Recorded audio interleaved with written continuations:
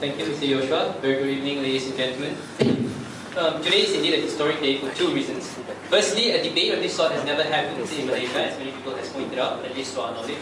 And secondly, as Mr. Cox stole my line, this is the biggest official gathering of heathens we've ever had in Malaysia. Ironically, it takes a God we don't believe in to bring us all together in one place like this. Now, we've heard many interesting points from Samuel today, but before I address them further, I would like to establish the position that I will be taking this evening. Now, what strikes me most when coming here and through the introduction and all this is how polite everybody is. Before I actually before we actually walked in the room, I was quickly going through my speech to check whether there were anything which is not polite enough in here, just to make sure that I'm nice as much as possible. However, I would say that making a case for atheism, it is necessary to point out certain things. It is actually necessary to point out certain things which we find unacceptable. And in that case, it may sound a little bit difficult to accept at first, but if you think about it and you reason it out, it will probably come to light for you as well. Just like how if you seek God, in the same way, if you seek logic, it will dawn on you eventually. Right? So, now my atheism is the position of not believing in the existence of God due to insufficient evidence. Note that rejecting belief in God is not the same thing as declaring that God cannot possibly exist. This is an important distinction. We are far removed from theists when it comes to our standard of proof, as Samuel was talking about earlier. You being able to feel God, and this being something that can justify your belief in Him. For us, we actually look for evidence when we are trying to justify. And I think that this difference in perspective is actually one of the major issues. We can argue about a lot of things, we can talk about a lot of arguments, but this difference in perspective is actually the only thing. If you make that switch, you become an atheist. If you switch to the other side, you turn into a Christian, right? So, or a theist in general. Now, since definitions of God quite sneakily usually situate Him outside space and time, it is by definition untestable. As Samuel said just now, I'm not coming out here to actually try and disprove the existence of God. If something cannot be tested, definitely, science or otherwise, it cannot be disproven. God claims, however, ascribe Him specific properties we find incompatible with the real world, and they also testify to specific actions that He has taken here in the world to reveal Himself, for which we find there's little evidence, and often claim does not make sense to us. Religion also claims that God must exist for a myriad of philosophical reasons, things which I think Samuel did not want to use tonight, but I'm going to bring them up, since that they contain inherent contradictions. And since there is no good reason or evidence, no good reason and no good evidence, we do not believe in God. And this is actually what makes us atheists. Now, both the positions of lacking belief in God versus active disbelief in any such entity are commonly referred to atheism, but the former, not believing because we simply don't think the evidence is good enough, is the one which is far more commonly held amongst the atheist community you guys invited for this debate, and actually worldwide. Now, this will be the position I'm representing today. Some may jump on this and claim that we're in fact agnostics. Although Joshua has mentioned that this is probably consistent, but I will actually justify why this is consistent a little bit later. So just to reiterate, tonight I'll be arguing for the case that there is no convincing reason and definitely no evidence to support the existence of God. Now, going to Samuel's case a little bit, I will get into the full rebuttal during my rebuttal speech later. But how I see his case is he looks for one specific evidence that God exists, which is the Messianic prophecy, and from that, from what the Bible says and how the Bible talks about all these things, that justifies that only a God could have brought that kind of prophecy about, and that since this God, other than that piece of evidence that He has dropped, generally exists outside of space and time, the only way you can really find Him is by feeling Him. Right? So that is what I generally feel. So again, this is a problem with perspective. How you can actually accept that depends on how willing you are to suspend your disbelief. And I think a lot of the case which I've prepared tonight actually already addresses this. So I'm going to get right to it, and some of it will actually be rebuttals. In more detail, I will do during my rebuttal section. So what I will do in my own case is to demonstrate to you several problems with the concept of God, which Samuel subscribes to. Now, usually in debates, I prefer to do point-by-point expositions. However, I'm going to try a different approach tonight. I decided that I would like to instead tell you my whole life story, because I thought that would be more exciting. In seriousness, seeing how someone arrives at atheism quite conveniently highlights the major problems with theism. I will, however, try to signpost the major points of argument so that it makes more sense for our audience, and when Samuel jumps on them. Now, when I was a young boy, I went to Catholic missionary schools. There's tons of them in Sarawak. I was exposed to Our Father and Hail Mary every day, and that is likely where my indoctrination began.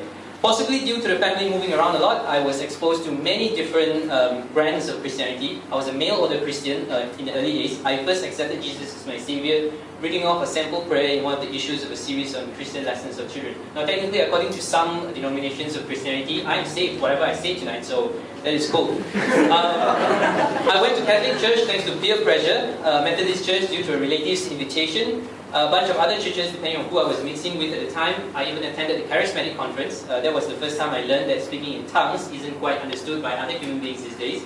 And my last congregation was the Jehovah's Witnesses. Raise any eyebrows? Throughout most of my school life, I was a hardcore Christian. I read the Bible through multiple times. I went to Bible camps. I preached to my peers. I attempted to heal the sick. Yes, I did that. I was all out. I've been told I can be rather pushy with the worldview and principles thing even today. Believe me, being Christian and being told from the Bible that the blood of the unsaved was on my hands didn't help that very much. However, I never felt that I quite belonged in any specific Christian church. I was looking for explanations to several problems I had with religion at the time, and this brings me to my first major point. If God, described in the Bible, is truly all-powerful and all-knowing, why is creation so imperfect? Why is there evil in this world, from the countless deaths, natural disasters caused, to the incredible cruelty of nature? What about perpetrated evils like wars, genocide, classmates who don't like you? I was a kid back then. I probably justified this back in the day by declaring that this was the only way to do things and still allow humans free will. And this is a very common answer that I hear. Humans then messed everything up. However, I never found that explanation quite good enough. I could, even as a kid, think of a couple of different ways I would run things if I was God. I would probably drop the Bible down onto the earth with indestructible, flexible carbon nanotube pages, for example, and I'll attach Google Translate to it. I've also always had a problem with hell. How does anyone, let alone an infinitely merciful and loving God, justify torturing and burning anyone in hell forever? Forever is a long time. Suppose a guy lives for 100 years, and every year he kills one person who should have lived 100 years on earth as well. If you're loose and fast with justice, maybe you should throw him in hell for 10,000 years. Okay, let's throw him in hell for 20,000 years just to make sure that the bastard really suffers. But forever, that is a ridiculous proposition by any standards of justice. Also, why create a universe so vast over such a long period of time if you need only one planet and a couple of thousand years for humans? Why create so many different species of creatures, all with tiny incremental differences from one another, only to allow 99.9999% of them to die over eons, and yet bother to save all the ones existing 5,000 years ago in a giant boat? God, as described in the Bible, obviously didn't feel shy about bending the laws of physics. So why not do that more often? In a sense, I was looking around for a Christian denomination, or just any Christian explanation, which consistently justifies these rather senseless things to me. This is not looking for evidence. This is looking for a reason, a way to understand why things are the way they are. I wasn't satisfied with just have faith and like God is mysterious as explanations. Now, trying to figure out the correct way to worship God, I still desperately wanted to please Him at the time, led me to question if I was in the correct religion at all. And this is my second point. God has apparently revealed Himself to so many different people in so many different ways as so many different things. Each prophet has his teachings, a crop of alleged miracles. You can, of course, doing some research, say that this is the biggest and most awesome miracle of all. But it depends on where you were born. You might have a different opinion about that. And the alleged accuracy of the revelation is defended by legions of believers with their arguments and their internet pages. In my search, I read a translation of the Quran. I spoke to Buddhist teachers. I discovered that there are seriously a lot of books to read in Hinduism. The irony in this is perhaps that in my quest for the truth, I sharpened my skepticism and increased my standards for accepting evidence. Now, if one of these God descriptions must be true, then the rest must be false. And yet, most arguments you can come up with to defend the existence of one God can also be applied to several other gods. With damnation and hellfire at stake, and considering how, to put it charitably, inconclusive the evidence is to support these revelations, how do you know God, much less ensure that your worship pleases Him? More pertinently, as you criticize and apply a high standard of scrutiny to a different God to your own, how do you not then apply the same level of scrutiny to your own God? Atheist debaters like Hitchens and Dawkins like to remind their audience that we are all atheists with respect to most of the gods mankind ever claimed to exist. You do not believe in Zeus. You do not believe in Jupiter, Amun-Ra, Odin, and countless other gods. We atheists agree. We completely agree. It's just that we are atheists with respect to one more God. Also, what happens to all those people your evangelists never get to? What happened to humans who came before your specific God revelation? What happens to everyone who are born into a culture which predisposes them to a specific religion? And what happens to the 10 million children who die before the age of 5 every year according to UNICEF? Of the many roundabout answers I've heard from my religious bearers, none addresses the question of why such an awesomely powerful God would present humanity with such urgent questions and yet make the answers so convoluted and unknowable. The most likely answer is that it simply does not exist. This isn't like asking kids to eat vegetables, folks. This is more like asking kids to grow the damn things from scratch using seeds which may or may not be there so that they don't die of vitamin deficiency. Now, I came out of all this in university quite firmly and agnostic, although I didn't know the term at the time. I felt that it is perhaps possible that there's a creator since that one conveniently explains some things, but there's no way anyone was worshipping him the right way, or not even knowing if he wanted worship in the first place. Now, I decided that God and His existence was unknowable, and although I've been a geek, I only started appreciating scientific literacy at university, not thanks to the university itself, and I began to put these things together. This would lead me to my third point. Major philosophical arguments for the existence of God say that God is the only possible explanation for design and existence itself, and yet God is actually the ultimate non-explanation to everything, and it is completely unnecessary and irrelevant to our lives. An all-powerful and all-knowing dude outside of space and time whose motives cannot possibly be understood can be attributed to anything you like.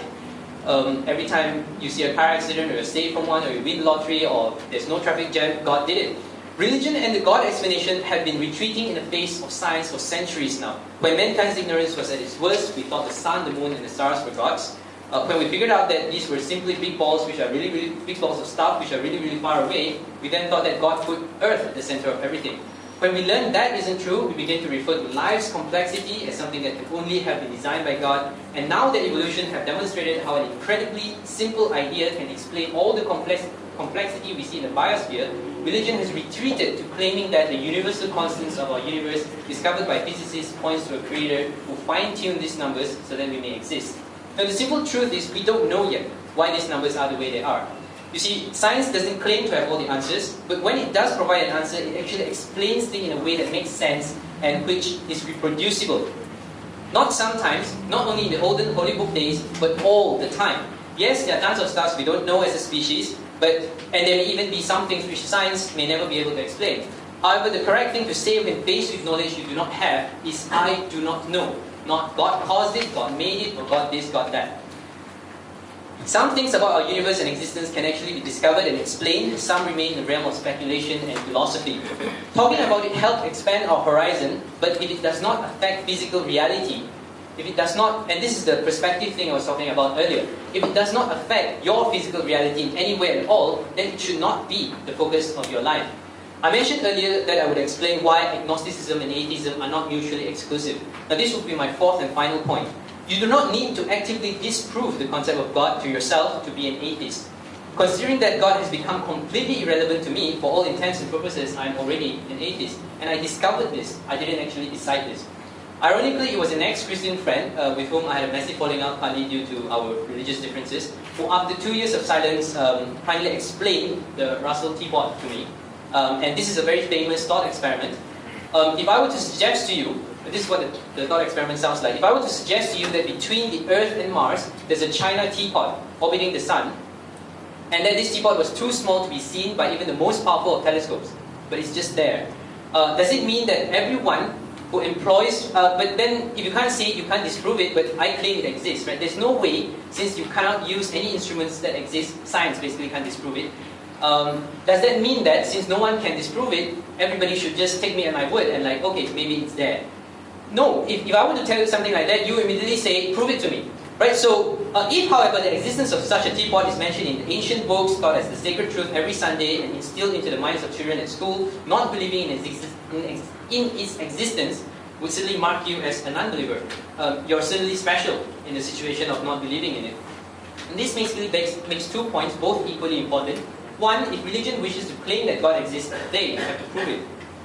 2. Thanks to the God delusion, as Dawkins put it, assertions about God is so widespread, Huxley had to invent the term agnostic to define a neutral and non-offending position. Yes, we should keep an open mind, however, we also do not fill that mind with every piece of metaphysical rubbish that anyone would throw our way. Should we be agnostic to Zeus, the invisible pink unicorn, and the flying spaghetti monster as well? No, we're atheists when it comes to all these kind of things. And on the day that this incredibly simple truth dawned on me, I became a free man. Thank you.